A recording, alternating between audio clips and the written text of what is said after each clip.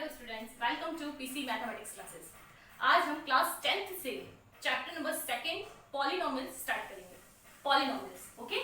तो polynomials basically होता क्या है, सबसे पहले उसके कंसेप्ट पे आते हैं हम कि पॉलिनोमियल क्या होता है। तो पॉलिनोमियल से पहले हमें पता होना चाहिए कि अलजेब्राइक एक्सप्रेशंस क्या होते हैं, क्योंकि पॉलिनोमियल बेसिकली उसी से बना है। अलजेब्राइक एक्सप्रेशन ही एक पर्टिकुलर टाइप का जो होगा वो आगे जाके पॉलिनोमियल में कन्वर्ट होगा। तो सबसे पहले आपको ये पता होना चाहिए कि अलजेब्राइक एक्सप्रेशन क्या होता है, ठीक है। तो अलजेब्राइक एक्सप्रेशन में आपकी दो चीजें आएंगी, कांस्टेंट एंड वेरिएबल्स। क्लियर। अब कांस्टेंट क्या होता है, वेरिएबल क्या होता है, इन दोनों में क्या डिफरेंस है, क्लियर। तो जो कांस्टेंट नंबर होगा, कांस्टेंट होता है वो एक फिक्स नंबर होता है जिसकी एक फिक्स न्यूमेरिकल वैल्यू होती है, ठीक है। कांस्टेंट मतलब जो एक फिक्स नंबर होता है वो आपका होता है कांस्टेंट। लेकिन वेरिएबल क्या होता है, जिसकी वैल्यू चेंज होती है, जिसकी वैल्यू क्या होती है, चेंज होती रहती है, वो होता है हमारा क्या, वेरिएबल। अब हम क्या करेंगे, जब कांस्टेंट और वेरिएबल इन दोनों को मिलाते हैं और ऑपरेशंस लगाते हैं, हमारे 4 ऑपरेशंस है मैथमेटिक्स में, एडिशन, सब्ट्रैक्शन, मल्टीप्लिकेशन, डिवीजन, इन चारों को मिला करके सम अप करते हैं, तब हमारा अलजेब्राइक एक्सप्रेशन बनता है। क्लियर। कैसे बनेगा, एग्जांपल लेते हैं बच्चों। जो अलजेब्राइक एक्सप्रेशन है आपका, वो कांस्टेंट, वेरिएबल्स और जो चारों हमारा ऑपरेशन है मैथमेटिक्स के, उनसे मिलकर के बनेगा। जैसे आपका इसका एक एग्जांपल आप ले सकते हैं, सपोज दैट 1 + x, ये एक अलजेब्राइक एक्सप्रेशन है, क्योंकि यहाँ पर x जो है ना वो क्या है आपका वेरिएबल,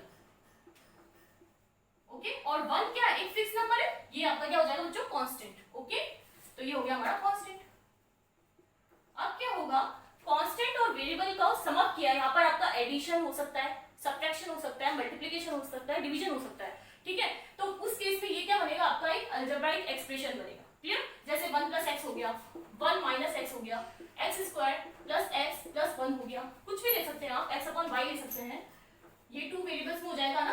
अब एक बात और है कि वेरिएबल किस तरह से लेते हैं हम, वेरिएबल इन जनरल वे में हम जो लेंगे ना बच्चों, वेरिएबल्स, उसके जो सिंबल्स होते हैं ना वो क्या क्या होते हैं, x, y, z, okay, u, v, t and so. इस तरह से जो नंबर लिए जाएंगे, ये जो साइन सिंबल्स यूज किए जाएंगे, वो हमारे वेरिएबल के लिए यूज किए जाते हैं, ओके। अब बात करते हैं कांस्टेंट की। कांस्टेंट में क्या होता है बच्चों, जैसे 1, 2, -1, 1/2, ये तो कांस्टेंट है, ये तो हमें पता है, ठीक है, ये तो कांस्टेंट नंबर्स हैं। लेकिन इसके अलावा कभी कभी क्या होता है कि इनकी जगह पर ऐसे नंबर देते हैं, small a, small b, small c, इस तरह से। तो आपको कंफ्यूज होने की जरूरत नहीं है, क्वेश्चन में आपको a, b, c और कांस्टेंट साइड में गिवन होगा, क्लियर। तो हमें वेरिएबल और कांस्टेंट में कंफ्यूज नहीं होना है, क्लियर। अब क्या होगा,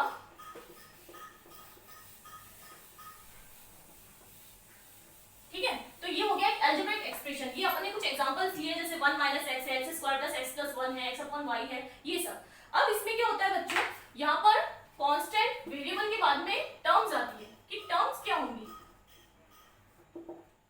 टर्म्स कैसे देखेंगे, टर्म्स वो होती है जो प्लस और माइनस से जो इसको डिवाइड करेगी, जितने पार्ट्स में डिवाइड करती है ना। जैसे अगर सपोज यहाँ पर मैंने लिया है x² + x + 1, तो यहाँ पर टर्म्स कितनी है, प्लस और माइनस से जो जितने पार्ट्स बनेंगे ना, इसको अलग सेपरेट करने पर वो आपकी नंबर ऑफ टर्म्स बनेगी। तो यहाँ पर कितनी है, ये 1 है, ठीक है, फिर प्लस है, फिर ये सेकंड टर्म है, फिर वापस से प्लस और ये थर्ड टर्म 1 है, यानी यहाँ पर मुझे कितनी टर्म्स मिली बच्चों, 3 टर्म्स।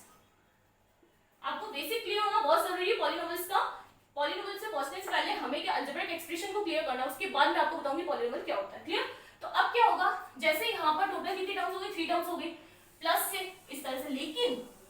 लेकिन अगर आपका सपोज दैट ये है, सपोज 2/3 x * y, तो क्या ये अलजेब्रिक एक्सप्रेशन है, बिल्कुल ये अलजेब्रिक एक्सप्रेशन तो है, लेकिन इसमें टर्म कितनी है, ओनली 1 टर्म, ठीक है।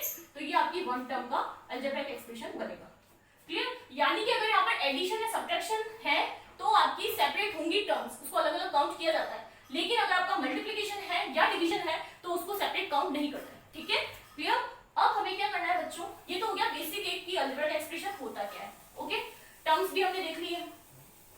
अब इसमें एक वर्ड आता है कोएफिशिएंट। कोएफिशिएंट से पहले भी चलिए अपन देख लेते हैं, पॉलिनोमियल देखते हैं। पॉलिनोमियल क्या होता है, पॉलिनोमियल होता है आपका एक पर्टिकुलर टाइप का अलजेब्रिक एक्सप्रेशन होता है आपका पॉलिनोमियल, ठीक है। तो अब हम देखते हैं बच्चों पॉलिनोमियल क्या होता है।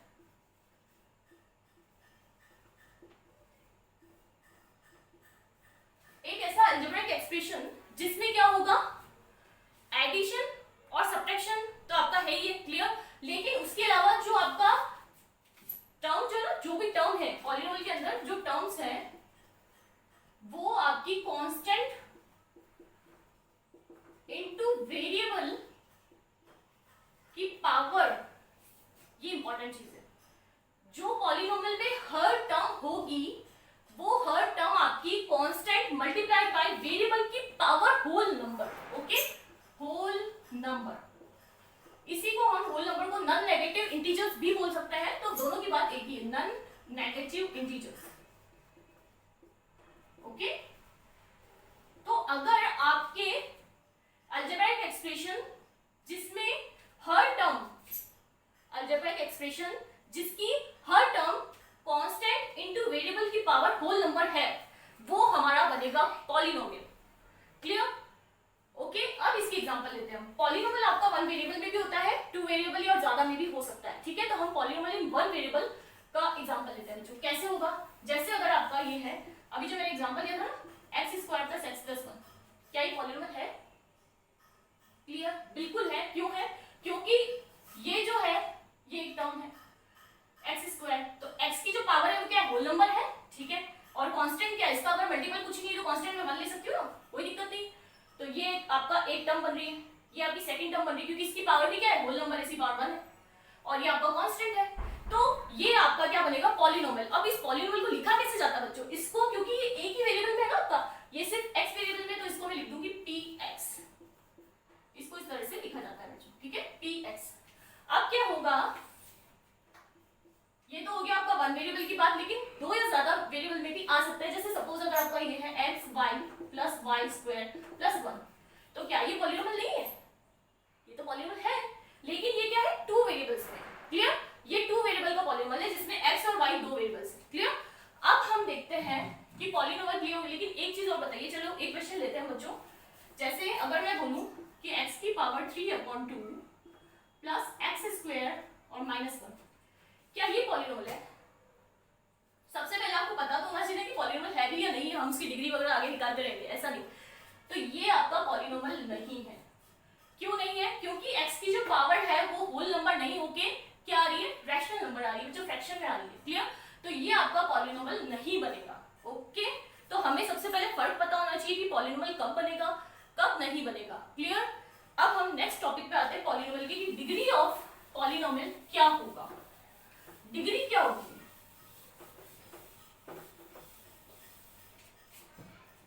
पॉलिनोमियल की डिग्री क्या होती है? ओके, तो एक एग्जांपल लेते हैं। डिग्री वैसे क्या होती है?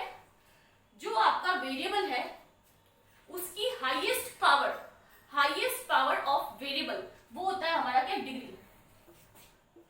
हाईएस्ट पावर ऑफ वेरिएबल, ये वन वेरिएबल की बात हो रही है बच्चों, है ना। अगर हम बात करें सिर्फ वन वेरिएबल की, तो उसकी जो हाईएस्ट पावर होगी ना, जैसे अगर मैं एक ही वेरिएबल की बात करी, मान लो पॉलिनोमियल आपका polynomial x is equal to है x³ plus x square plus 1। Okay, तो यहाँ पर हाईएस्ट पावर क्या है? x की हाईएस्ट पावर क्या है सबसे पहले तो यहाँ पर डिग्री क्या होगी बच्चों? x की जो हाईएस्ट पावर है, वेरिएबल की जो हाईएस्ट पावर है, क्या है यहाँ पर? इसकी पावर क्या है? 3 है फर्स्ट टर्म में, सेकंड में क्या 2 है, और थर्ड में तो आपका 0 हो जाएगी। ठीक है, कांस्टेंट नंबर में क्या लिखा जाता है? अगर मैं एक कांस्टेंट नंबर की बात करूं तो 1 को मैं क्या लिख सकती हूँ? x की पावर 0 लिख सकती हूँ ना बच्चों। तो इसकी जो डिग्री यहाँ पर जो होगी ना पावर, वो 0। तो यहाँ पर जो हाईएस्ट डिग्री है, डिग्री मतलब हाईएस्ट पावर क्या होगी? 3। ओके, इस केस में आपका आंसर होगा 3। ओके, ये बात की है मैंने वन वेरिएबल की, लेकिन पॉलिनोमियल 2 या उससे ज्यादा वेरिएबल में भी हो सकता है ना। तो उस केस में आप डिग्री किस तरह से निकालेंगे, तो वो भी देखते हैं बच्चों। जैसे अगर आपका एक एग्जांपल ले लेते हैं, सपोज दैट qx, x नहीं लीजिए, दो वेरिएबल में ले लेती हूँ मैं, इक्वेशन देती हूँ। कैसे लेंगे हम? xy plus y square plus xy square. Okay, अगर आपका ये पॉलिनोमियल है, ये पॉलिनोमियल किसमें है? ये पॉलिनोमियल जो है आपका वो दो वेरिएबल में है, x एंड y। अब इसकी डिग्री किस तरह से निकालेंगे हम? तो हमें 14 कितनी टर्म्स, इसमें नंबर ऑफ टर्म्स है 3। फर्स्ट टर्म की पावर कितनी है बच्चों? यहाँ पर पावर एडिशन में हो जाएगी। कैसे होगी? जैसे x की पावर 1 है, y की पावर 1 है, तो टोटल इन दोनों की जो पावर होगी वो क्या होगी? 2 हो जाएगी। इसकी पावर काउंट की जाएगी 2।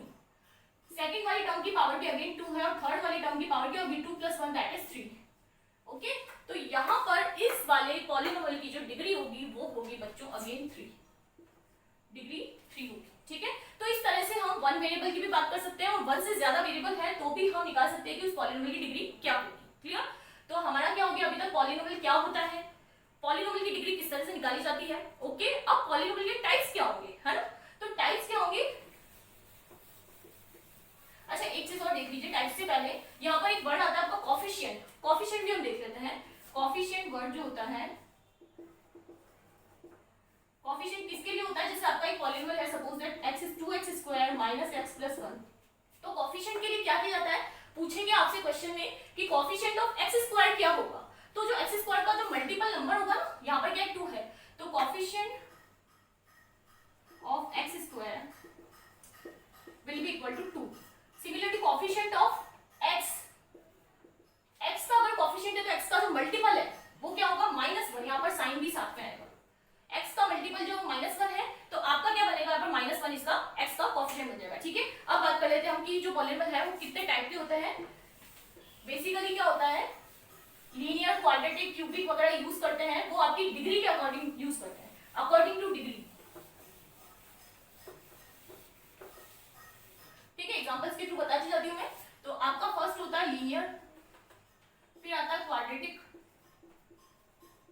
क्यूबिक, बाई क्वाड्रेटिक, इस तरह से चलते जाएंगे। ठीक है, जैसे लीनियर है, लीनियर जिसकी क्या होगी बच्चों, डिग्री क्या होगी यहाँ पर 1 होगी।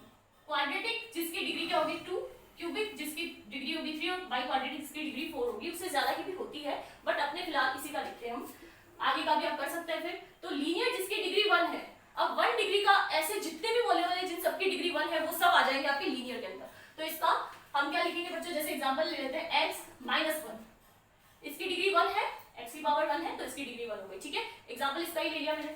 सिमिलरली क्वाड्रेटिक की जिसमें डिग्री 2 होती है तो हम क्या ले सकते हैं बच्चों, 2x² प्लस 3x प्लस 1, इसकी डिग्री 2 है तो ये आपका क्वाड्रेटिक में आ जाएगा। फिर क्यूबिक में क्या आ जाएगा, जैसे सपोज दैट x³ प्लस 1, ये क्या आपका क्यूबिक। ठीक है, तो इसमें डिग्री क्या होगी 3 होगी। सिमिलरली बाई क्वाड्रेटिक में जैसे x की पावर 4 प्लस x² प्लस 1, इस तरह से।